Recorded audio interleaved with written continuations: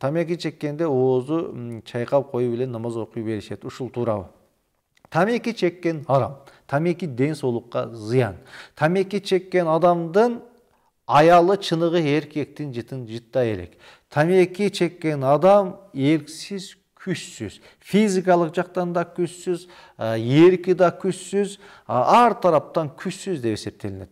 Анан баягы тамеки чексе оозун чайкаш керекпи деген сөз же даратты бузабы бузбайбы деген сөз бул өзүнчө бир маселе.